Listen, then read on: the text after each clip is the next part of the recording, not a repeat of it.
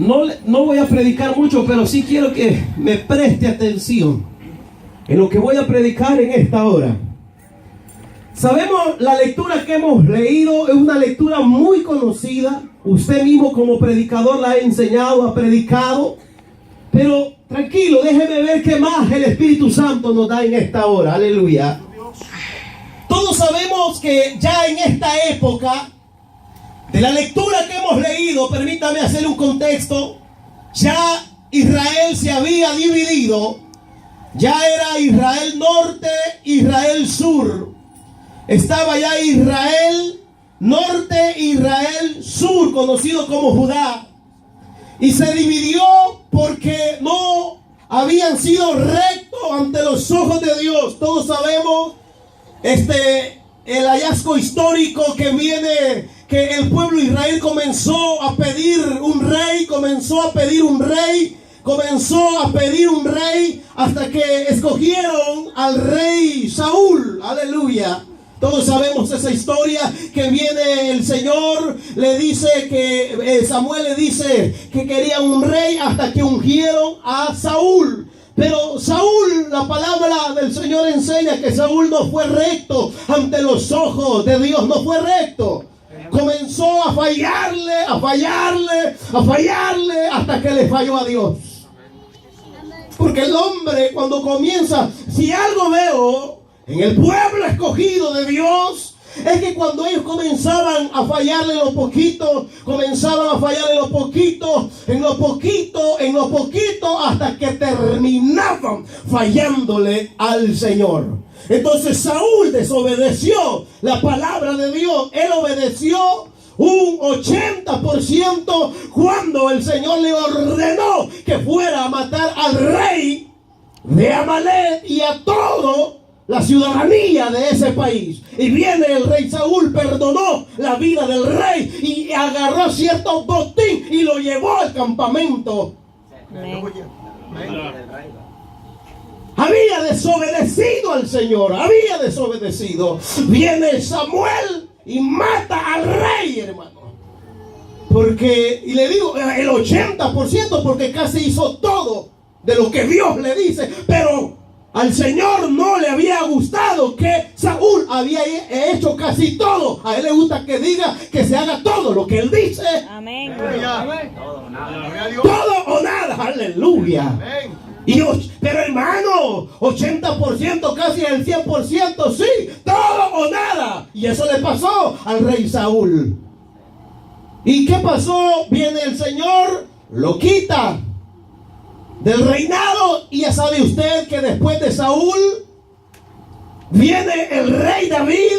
Dijo: he hallado un hombre conforme a mi corazón, que hará todo lo que yo quiero, dijo el Señor, hermano, todo lo que yo pida. Entonces viene David, queda David en el trono.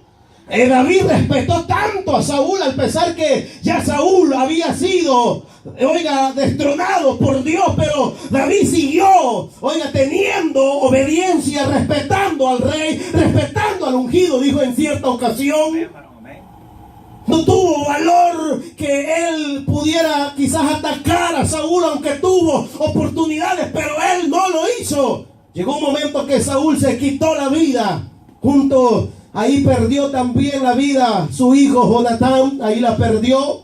De ahí David, hermano, también le falló al Señor. También David le falló a Dios.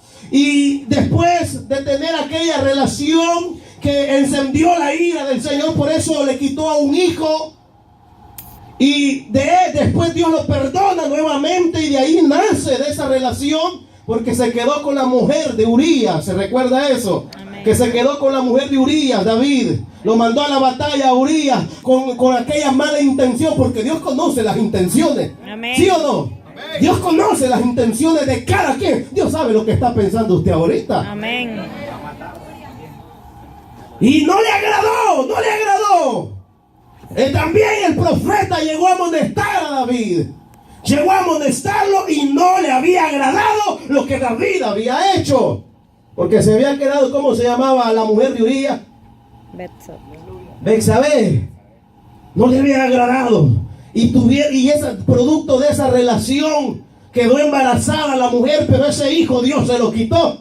Aunque ayunó el hombre, se humilló, se arrodilló, pasó hincado, ahí de rodillas pasó, pero Dios no lo perdonó, no lo perdonó.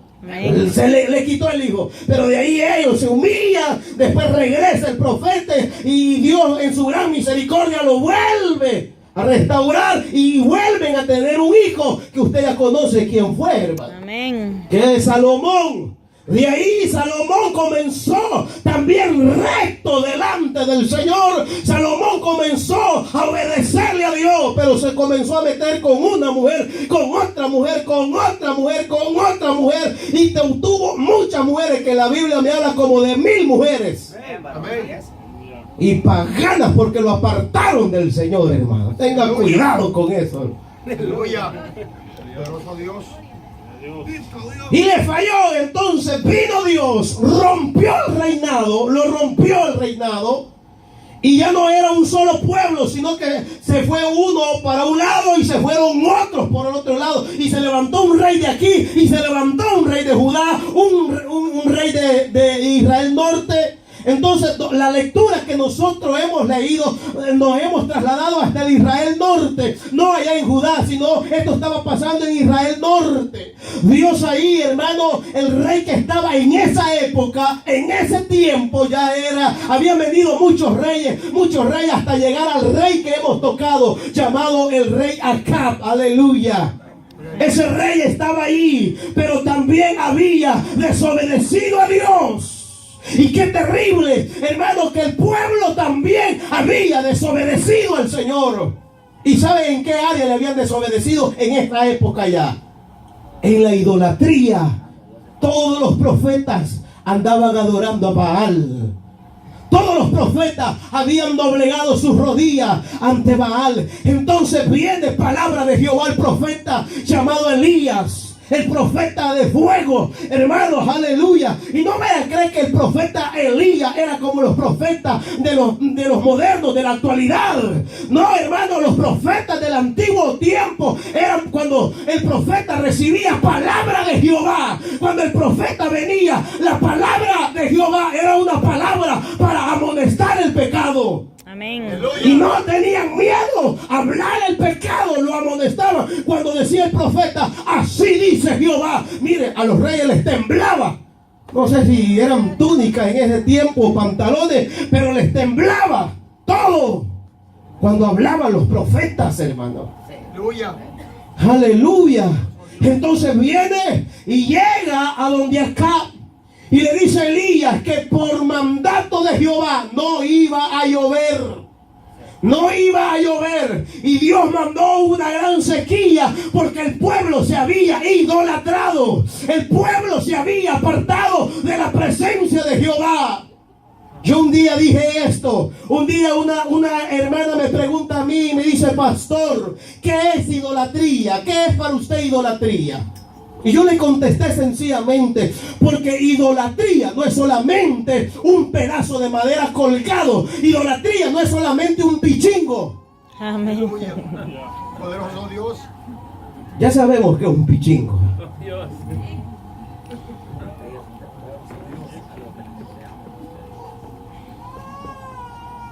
No es solamente la idolatría, es andar algo de madera o un pedazo de yeso. No es doblegar las rodillas ante una imagen. Eso es parte de la idolatría. Cuando la hermana a mí me pregunta y me dice, pastor, ¿qué es idolatría? Porque un día yo oí que el predicador dijo, ustedes son idólatras. Hermano, pero ya hace tiempo boté las imágenes. Yo ya no soy idólatra. Yo tiempo ya me deshice de todo lo que ahí estaba, ya no. Y yo le dije, mire, sencillamente, ¿qué es idolatría? Le voy a dar así, parafraseado rápido. Idolatría, ¿sabe qué es? Porque yo le digo algo, el pueblo de Israel, cuando quería que oiga esto, que la ira de Dios descendiera sobre ellos, era cuando se volvían idólatras. ¿Quiere usted, óigame bien, quiere encender la ira de Dios, quiere enojar a Dios? Vuélvase idólatra. Va a encender la ira de Dios. Porque cuando yo veo desde Génesis hasta el Apocalipsis, si hay algo que a Dios no le agrada, es la idolatría.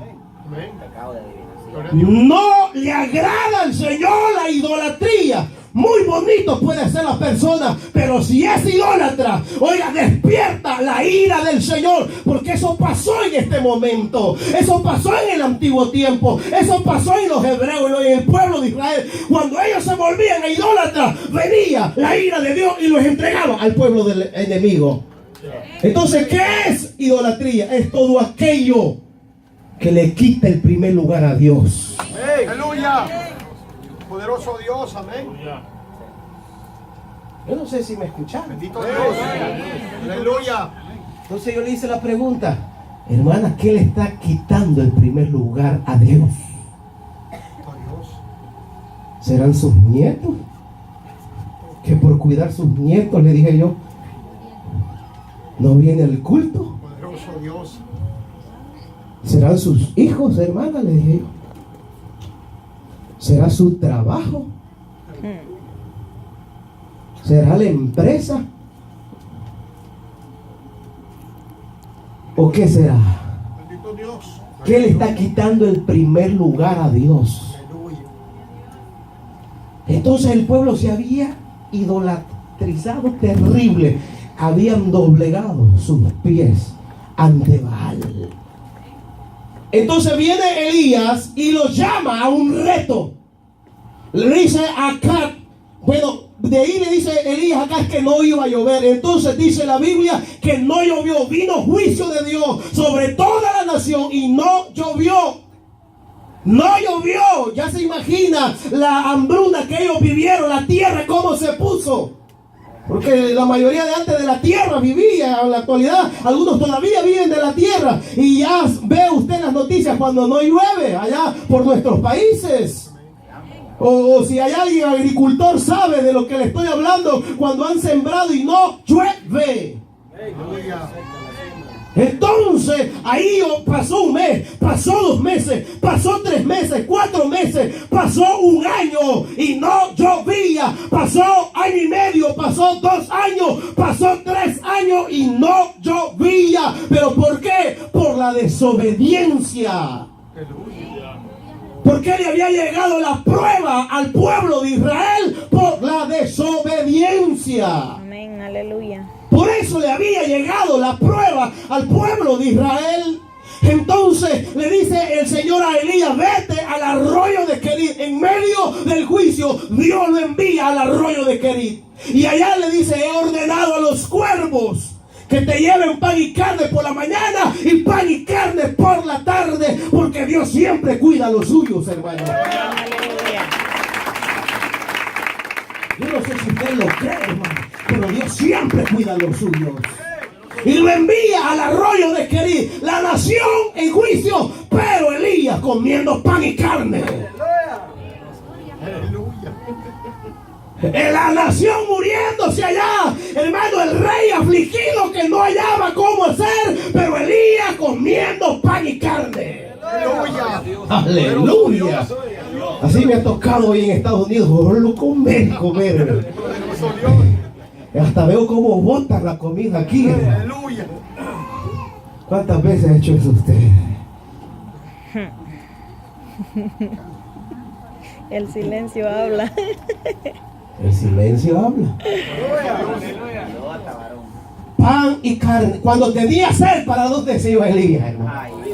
¿Para dónde? Tengo sed. Había un arroyo ahí, hermano, que fluía. Imagínense qué poderoso el Señor. No llovía, estaban secos los ríos, estaban secos por toda la nación de Israel, pero el arroyo que Dios le había ordenado seguía fluyendo. Yo no sé si está aquí conmigo, hermano. Seguía fluyendo. Los cuervos le llevaban pan y carne. Seguía comiendo. El río seguía fluyendo. La nación estaba desesperada. La nación estaba afligida. La nación no comprendía. Mire, qué terrible es fallarle a Dios y no saber en qué estarle fallando. Eso sí es terrible. Que la persona diga, ¿por qué estoy así? Ah, pero es por esto. Es lindo que la persona sepa por qué está así. Pero cuando la persona sabe, hermano, cuando la persona dice, ¿por qué estoy pasando? No sé por qué. La nación estaba totalmente afligida. Oiga, y entonces dice la Biblia que el rey Acab tenía una mujer pagana impía.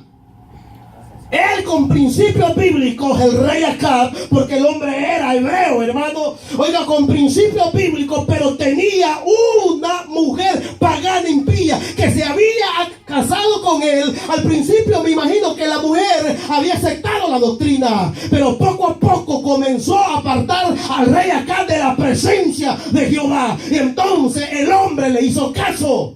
Aleluya. Aleluya. Poderoso Dios. Las mujeres, hermano.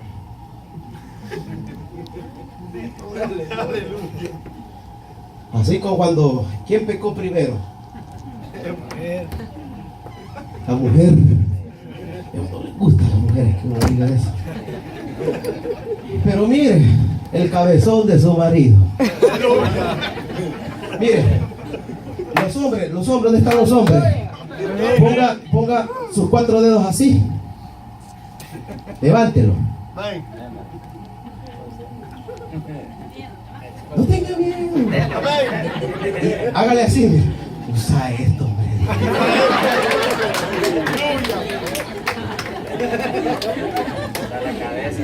Sí, hombre. Viene la mujer y lo convence a Adán. Y después, y mire esto. Viene el Señor porque le huelió a pecado el Señor. Y el Señor, qué raro, huele en presencia mía. Esto, qué olor a muerto tiene. Y dice que descendió al jardín. Ojo, la mujer había pecado, pero no dijo, Eva, ¿a dónde estás tú? ¿Dijo así? ¿O cómo dijo? ¿Pero quién había pecado primero? Pero dijo, Adán, ¿dónde estás tú? Le dijo. Y le dice a Adán, allá escondidito, porque el pecado así lo tiene a uno escondidito. Buscamos los rinconcitos ahí. Aleluya.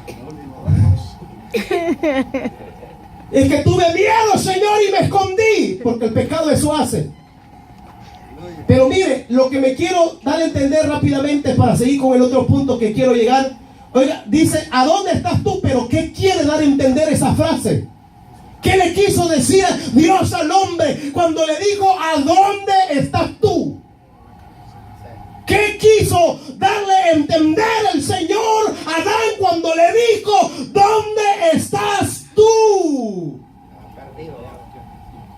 ¿Sabe qué quería dar a entender esa palabra? El Señor le estaba dando a entender, tú como líder, tú como cabeza, tú como autoridad, ¿a dónde estabas cuando tu mujer se pecó? Eso le quiso dar a entender. ¿Sabe qué? Cuando Dios llame a los seres humanos o llame a la familia, el que va a ir adelante a dar cuenta de su familia es el hombre. El Señor nos va a decir, vengan ustedes para acá. ¿Por qué se te perdieron tus hijos? ¿Por qué tu esposa se fue con otro?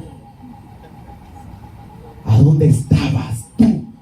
Ay, Señor, en la empresa trabajando fuerte, Padre, para llevar el sustento a mi familia, Señor. Es al hombre quien Dios le va a pedir cuenta. Y si hay algo que Dios no le ha agradado, siempre, nunca le va a agradar el pecado al Señor. Entonces le falló. Entonces la mujer sedujo al hombre y el hombre le falló.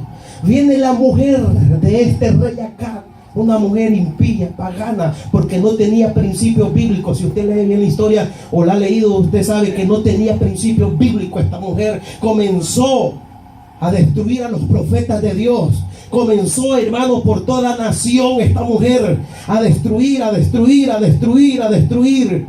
Entonces también quería destruir a Elías, y Elías tuvo miedo y se fue a encuevar. Tuvo miedo, pero después Dios le ordena que salga de ahí, porque largo camino, le dijo, te resta. Entonces después de esto dice que el rey manda, oiga, a llamar a uno de sus mayordomos del reino, de los que habían estado con él, a que fuera a conseguir hierba para su ganado, porque si no el ganado iba a morir. Lo mandó ver, le dijo: no sé hasta a dónde vas a llegar, pero tráeme, porque si no va a morir, los animales iban a morir. Desesperado el rey, no hallaban qué hacer. Entonces, después del arroyo de Querit, hermano, Elías se fue allá. Fue alimentado, si usted recuerda, por una viuda. Después de eso dice que se fue a otro lado, pero después el mayordomo vio a Elías, se asustó. Entonces le dice: Elías, ve a llamar acá. Y entonces el siervo le dice: no puedo, porque si yo le digo eso a mi rey, a mi amo me va a matar, porque te han andado buscando, y como yo le voy a decir que te he encontrado. Entonces tiene miedo el hombre, pero le dice: hoy, este día, tengo que presentarme delante de acá. Ya habían pasado casi 3 años, o 3 años habían pasado de sequía, o 3 años y medio, por ahí andaba, aunque ahí dice 3 años. Entonces, viene el pueblo, viene Elías y le dice al pueblo: óigame bien, ¿hasta cuándo claudicaréis? Le dijo: oiga, si es Baal o es Dios. Estaban, hermanos, en dos pensamientos. El pueblo de Israel no sabía qué hacer. El pueblo de Israel estaba indeciso a quién servirle. Y dice que Elías los convoca a una reunión. Le dicen: tráiganme a todos los profetas. Y entonces dice la Biblia que hicieron un holocausto al Señor. Hicieron, dice la Biblia, un holocausto, prepararon un holocausto. Y el Dios que respondiera por fuego, ese era el verdadero Dios, dice la palabra del Señor. No se goza, hermano. Sí, así dice la palabra del Señor en ese versículo, en los versículos que hemos agarrado. Aleluya. Así lo dice, hermano. Entonces dice que destazan, hermano, en pedazos al holocausto, al cordero. Dice la palabra de Dios que antes de poner el holocausto, que dice la palabra de Dios que pasó. Mire, tenían tiempo el pueblo de Israel de no ofrecerle un sacrificio a Dios en ese monte llamado Carmelo. Y el altar, dice la Biblia, que estaba arruinado. ¿Cómo iban a ver la gloria el pueblo de Israel si el altar estaba arruinado? Entonces Elías, antes de ofrecer el holocausto a Dios, comenzó a arreglar el altar. Viene Elías, hermano, comienza a arreglar el altar, comienza a poner, hermano, óigame bien, el cordero ahí. Y dice que el Dios que respondiera por fuego, ese era el verdadero Dios. Y le da el privilegio a los profetas que convocaran primeramente ellos a su Dios. Y comienzan los profetas alrededor, hermano, a gritar: Baal, Baal, Baal, respóndenos. Y les decía Elías: griten más duro, les decía Elías, hermano. Elías le decía: griten, tal vez se ha ido de viaje, o tal vez está durmiendo, grítele. Y ellos, óigame bien, hermano, rodeaban, y dice que sacaban sus cuchillos, y conforme a la tradición que ellos tenían, se asajaban, dice, se sacaban sangre, y ellos: Baal, Baal. Y llegó el mediodía: Baal, Baal, Baal. Y Baal nunca le respondió. Aleluya. Alabado sea el Señor. Baal. Y Baal, nada. Y se cansaron. Estaban ya todos heridos, cansados. Y dijeron: Baal no respondió. Entonces le toca a Elías, hermano. Y dice que hizo una zanja, oiga, alrededor del altar. Puso en pedazos el cordero. Y dijo: tráiganme, dijo, 4 cántaros de agua. Y mire, la echó en la zanja, las 4.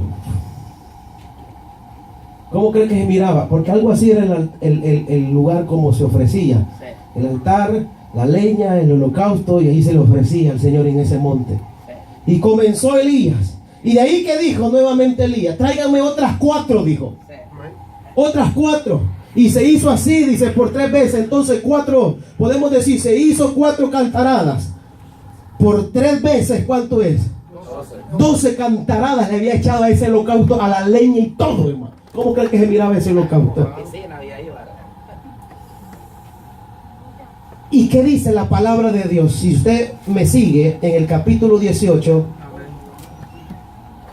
en el versículo 18, versículo 31, después de que arregló el altar, ¿qué dice en el versículo 31?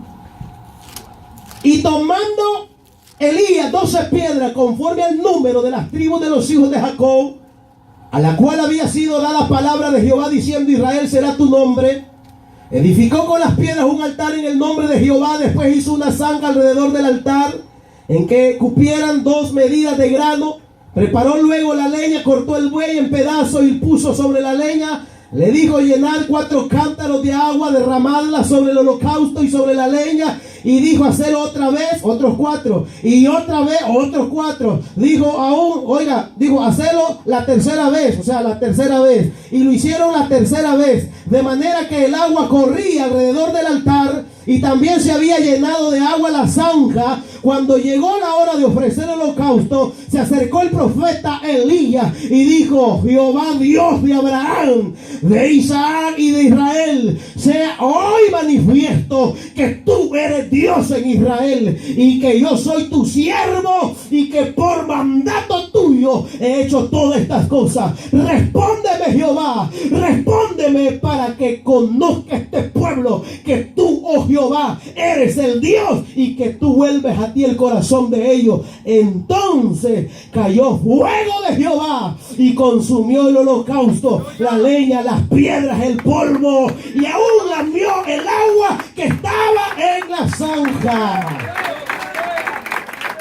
Viéndolo todo el pueblo, se postró y dijeron, oiga, mire, verso 39.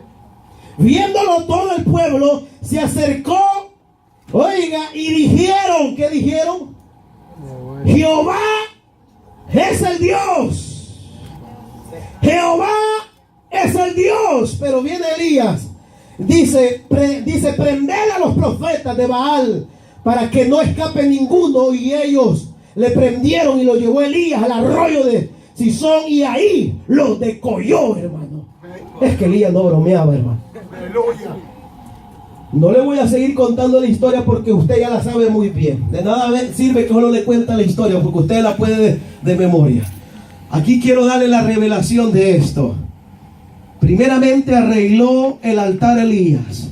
Entonces hoy viene, preste atención a esto. Muchos quieren ver la gloria de Dios, pero no quieren arreglar su altar. Aleluya. Aleluya. Como que no. Aleluya. Poderoso Dios, aleluya. Muchos quieren ver la gloria de Dios, pero no quieren arreglar su altar. Muchos quieren bendición de Dios, pero no quieren arreglar el altar. Y para que el fuego de Dios caiga sobre la vida, para que la bendición de Dios caiga sobre la vida, ¿qué hay que hacer? ¿Qué hay que hacer? Restaurar el altar. Aleluya. Muchos quieren ver la gloria de Dios, pero siguen murmurando de su prójimo. Aleluya. Muchos quieren ver la gloria de Dios, pero no quieren, hermano, venir a los cultos, a derramar, oiga, su vida delante del Señor. Solo es pretexto y pretexto para poderse congregar. Muchos quieren la sanidad del Señor, pero no quieren arreglar el altar. Muchos quieren, óigame bien, ver restaurado a sus hijos, pero ese padre no quiere arreglar el altar. ¿Y sabe qué significa el altar ahora en nuestros tiempos? ¿Cuál es el altar de que estamos hablando aquí ahora? Nuestro corazón. Si no arreglamos el altar, no hay milagro del Señor. No hay fuego de Dios, aleluya. Yo no sé si estamos aquí, hermano. No hay fuego de Dios. Si usted, hermano, no quiere arreglar su vida, amigo, no queremos arreglar nuestra vida, no hay bendición de Dios. Ahí lo dice la palabra del Señor. Muchos le dicen, Señor, dame, y dame. Pero a la hora que el Señor dice, arregla tu altar. No, Señor, ahí no. Aleluya. Aleluya. Bendito Dios. Poderoso Dios. Porque algunos no han visto el milagro todavía, porque puede ser que se estén descuidando de su altar. Puede ser que su altar se esté arruinando, se esté arruinando. Puede ser que el altar ya se haya arruinado. Aleluya. Por eso usted ve la mayoría que se gozan, cantan, hablan lengua, danzan, aplauden, dan gloria a Dios, aleluya. Y dice la persona, ¿y qué será que yo no siento nada? Aleluya. Aleluya.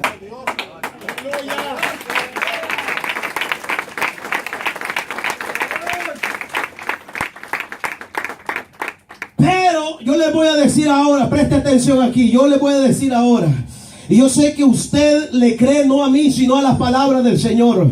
Yo sé que dice la palabra de Dios que en nuestra boca está el poder de la vida y el poder de la muerte. Aleluya. Pero ahora no vamos a declarar muerte, no vamos a declarar maldición, sino que vamos a declarar bendición. ¿Y qué le estoy dando a entender? Quiero usar el mismo método que usó, óigame bien, el profeta Ezequiel, cuando el Señor le dijo: profetiza sobre este valle de huesos secos. Ahora vamos a profetizar, la iglesia, sobre los altares arruinados, que hoy este día se restauren. Amén, aleluya. Vamos a declarar que los altares se van a componer hoy este día, aleluya. Yo no sé si está aquí conmigo, iglesia, pero ahora vamos a declarar. Siento al Señor, hermano, siento, como le digo, me siento tocado por la presencia de Dios. Yo sé que el Señor está con nosotros. Aquí hay presencia de Dios, aleluya. Yo siento al Espíritu Santo. Yo no sé, hermano, si usted lo siente. No hay necesidad de estar aquí. Usted ahí puede sentir la presencia del Señor, porque yo creo que la misma frase de Elías voy a usar. La iglesia, X nombre que tenga, o la iglesia, óigame bien, Pentecostés, príncipe del rey, oiga, vamos a decir, es el mismo Dios de Abraham, es el mismo Dios de Jacob, es el mismo Dios de Elías. ¿O no? Él es el mismo Dios de Elías. ¿O me equivoqué de iglesia? Me equivoqué de iglesia, aleluya. ¿Será que me metí en el Dios de Baal? No. ¿Será que me metí a una iglesia equivocada?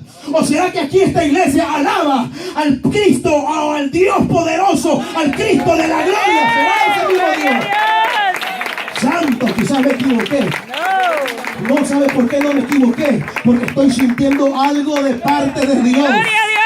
Siento la presencia del Señor. Hoy el Espíritu Santo me está diciendo: vamos a restaurar altares. Aleluya. Vamos a restaurar altares. Hay altares que se estaban apartando de la presencia de Dios, pero ahora dice el Señor: tienes que arreglar tu altar.